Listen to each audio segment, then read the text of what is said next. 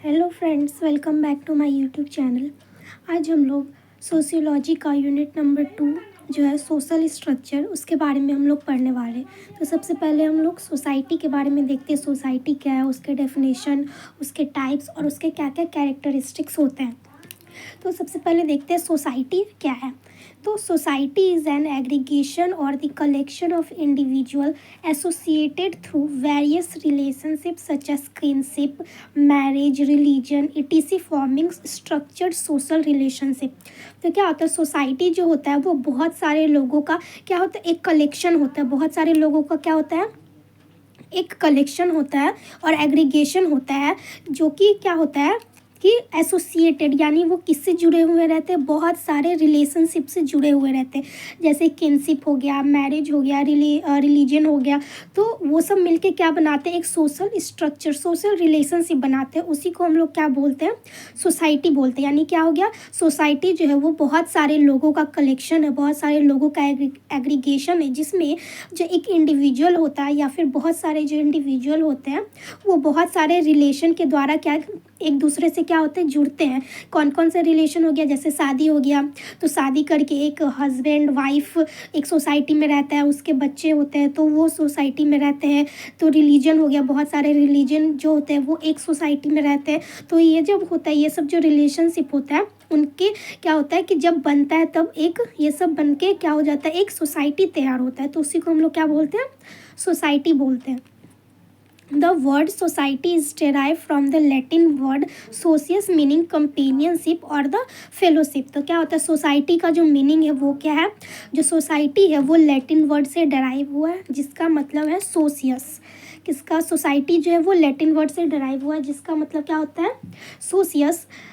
सोशियस मतलब क्या होता है, कंपेनियनशिप और फेलोशिप। कंपेनियनशिप मतलब क्या हो गया, भाईचारा। फेलोशिप मतलब क्या हो गया, संगति या फिर फ्रेंड सर्कल। तो क्या होगा, इसका मतलब क्या हुआ कि भाईचारा और फ्रेंड सर्कल या फिर संगति।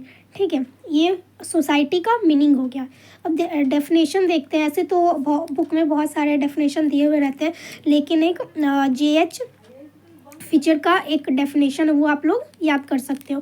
क्या है, a society is a network of interconnected major group viewed as a unit and sharing a common goal. तो क्या है, सोसाइटी क्या एक नेटवर्क है इंटरकनेक्टेड मेजर ग्रुप का, यानी बहुत सारे ग्रुप हैं। जैसे एक रिलीजन ग्रुप हो गया, एक फैमिली हो गया, एक साथ कोई मैरिज करके हो गया। तो ये क्या है कि बहुत सारे इंटरकनेक्टेड ग्रुप को हम लोग क्या देखते हैं, एक यूनिट की तरह देखते हैं।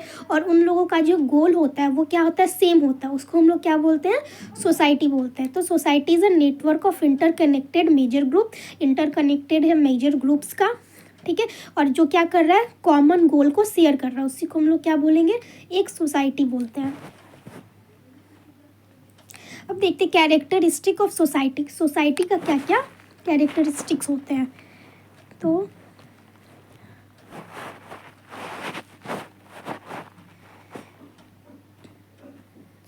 देखते हैं। सबसे पहले क्या, ग्रुप ऑफ पीपल।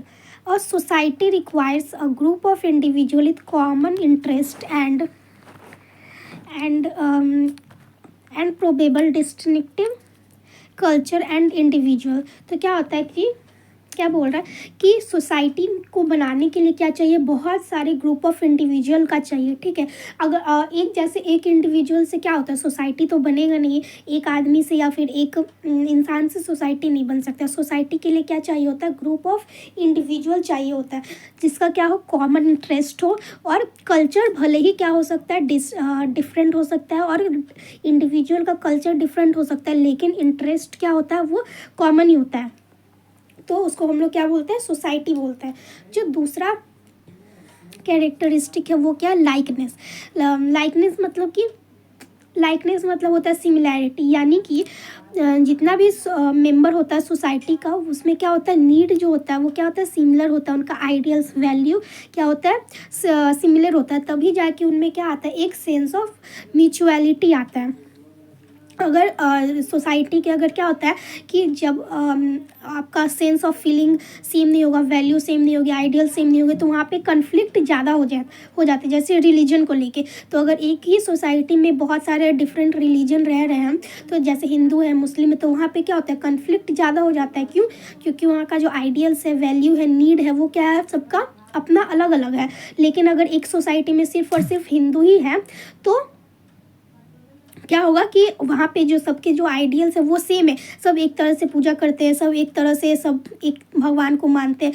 तो इस तरह से क्या होता है, कन्फ्लिक्ट भी कम होता है। तो किसी न किसी तरह से क्या होता है कि इन लोगों में लाइकनेस होता है, यानी सिमिलैरिटी होना चाहिए।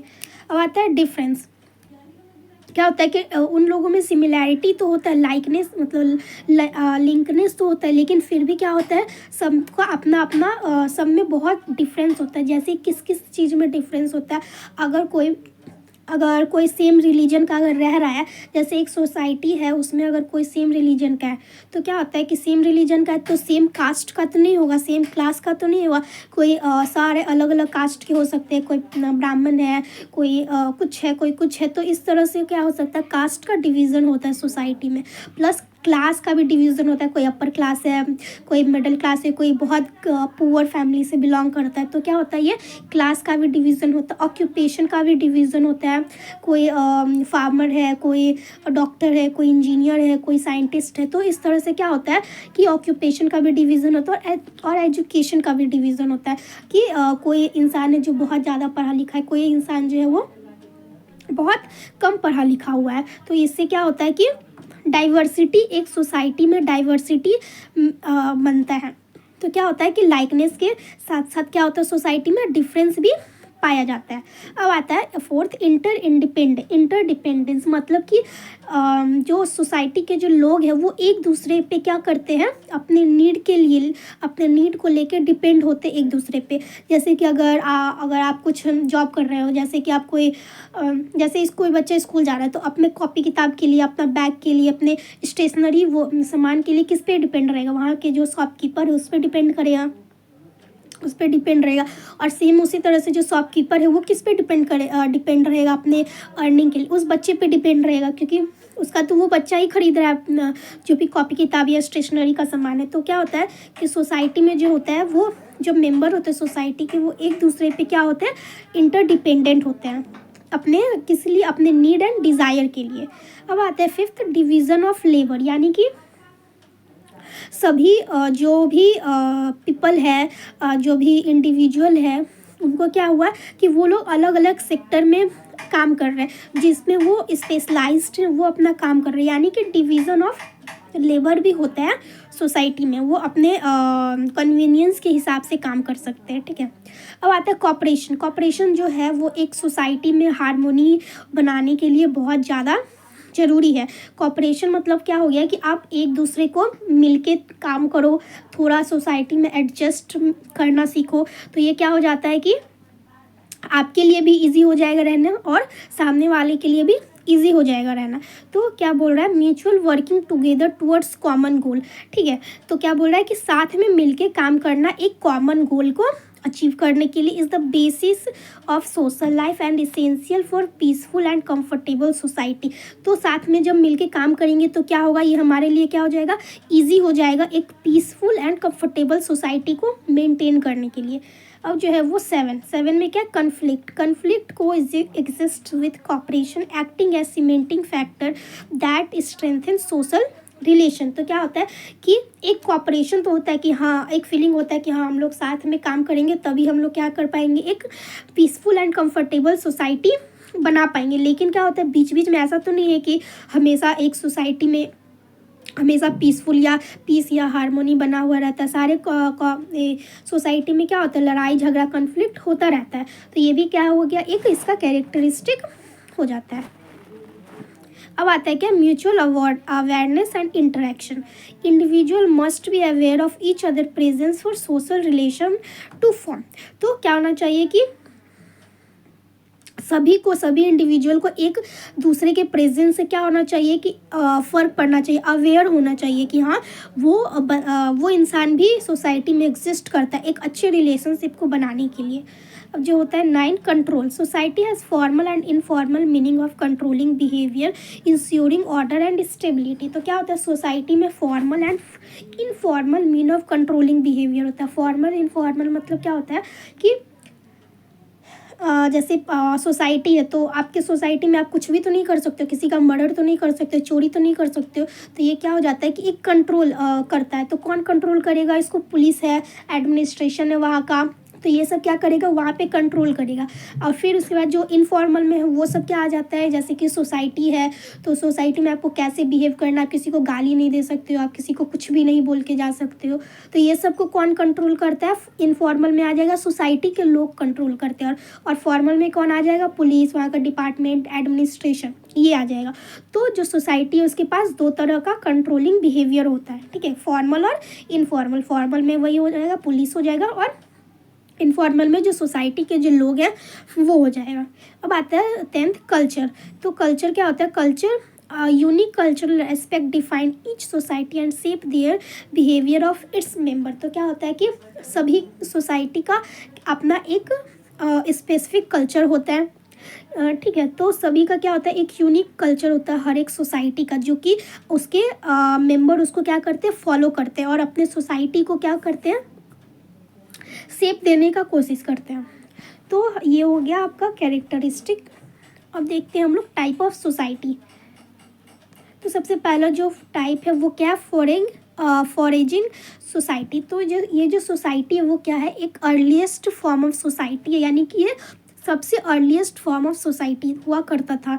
The member survive primarily bye hunting, fishing, gathering edible plants. तो क्या होता है कि जो यहाँ पे जो मेंबर थे ये क्या होते थे? कैसे जिंदा रहते थे? हंटिंग करके, फिशिंग करके, जो भी ईट खाने वाला जो प्लांट हो गया, फ्रूट्स हो गया, इसको गैदर करके ये लोग जिंदा रहा करते थे। This society were nomadic which means that they move constantly in order to find the water, food and water. तो क्या हुआ कि ये लोग क्या करते थे? नोमैडिक थे। नोमैडिक मतलब कि खाने के लिए, पानी के लिए ये एक दूसरे जगह पे क्या होते थे? मूव किया करते थे। जैसे हिस्ट्री में आप लोगों ने पढ़ा होगा नोमैडिक पीपल के बारे में कि एक जगह अगर उन लोगों का रिसोर्सेज ख़त्म हो जाता था तो वो दूसरे जगह ट्रैवल करके चले जाते थे। वही है यहाँ पे। जब जो दूसरा वो क्या? Pastoral society. People lived in a certain place and started to pasture animals for transportation and permanent food। अब क्या हुआ? पहले के जो लोग थे वो घूमा करते थे फूड के लिए, वाटर के लिए। तो लेकिन अब क्या हुआ कि पेस्टोरल सोसाइटी में क्या होता था कि वो लोग एक प्लेस पे रहा करते थे और वहाँ पे जानवरों का वहाँ पे उन लोगों ने पालना पोसना शुरू कर दिया। और क्या हुआ कि वो लोग जो था वो क्या हो चुका था? उनके लिए वो परमानेंट रिसोर्सेज बन चुका था फूड के लिए। अब उन लोगों को बाहर भटकना नहीं पड़ता था। तो ये क्या था? आपका पेस्टोरल सोसाइटी था। अब आता है this society rarely rely on product obtain through domestication breeding. तो वही है कि डोमेस्टिकेशन एंड ब्रीडिंग के द्वारा ये लोग अपना फूड को ऑब्टेन किया करते थे। तीसरा आता है horticultural society. Horticultural society, horticulture मतलब क्या हो गया? Fruit and vegetable. वैसा सोसाइटी जो फ्रूट एंड वेजिटेबल का कल्टीवेशन करते थे और उसको क्या करते थे? उसी से अपना लाइफ चलाया करते थे। Horticultural society are often force to relocate when resources of land depleted and water supply decreased। तो ये जो हॉर्टिकल्चरल सोसाइटी था इन लोगों का जो था मेन प्रॉब्लम कि जहाँ पे इन लोगों को लैंड रिसोर्सेज और वाटर रिसोर्सेज कम पड़ता था तो इन लोगों को क्या होता था? दूसरे जगह पे अपना घर अपना मतलब शिफ्ट होना पड़ता था। अब आता है एग्रीकल्चरल सोसाइटी। एग्रीकल्चरल सोसाइटी में क्या हो गया कि टेक्नोलॉजी पे ये लोग क्या करते थे? टेक्नोलॉजी के हेल्प से अपना क्रॉप्स को कल्टीवेट करने लगे, जैसे वीट हो गया, राइस हो गया, ये सब। बात है इंडस्ट्रियल में न्यू इन्वेंशन स्टार्ट होने लगा और एडवांस टेक्नोलॉजी और मशीन यूज्ड होने लगे। अच्छे अमाउंट में फूड को प्रोड्यूस करने वाले जैसे पेपर हो गए, ग्लास हो गए, तो ये सब क्या आता है इंडस्ट्रियल सोसाइटी में। एग्रीकल्चर में आता है मतलब कि अच्छी क्वालिटी के फूड हो गए, लार्ज अमाउंट में फूड हो गए, तो लार्ज क्वांटिटी में फूड हो गए, तो ये क्या होता है एग्रीकल्चरल में होगा। और इंडस्ट्रियल में जो इंडस्ट्री जब बन चुका था तब जो सोसाइटी चल रही थी उसको हम लोग क्या बोलेंगे, इंडस्ट्रियल सोसाइटी। अब आता है post industrial society. Post industrial society मतलब कि इंडस्ट्री बनने के बाद का जो सोसाइटी था, तो उस टाइम पे क्या बना था, मेन हमारा स्टीम इंजन बना था। तो हम लोगों ने सोसाइटी पढ़ लिया, society what is society, characteristic of society, types of society. I hope आप लोगों को वीडियो समझ में आया होगा। अगर समझ में आया तो please like share and subscribe to my channel. Thank you.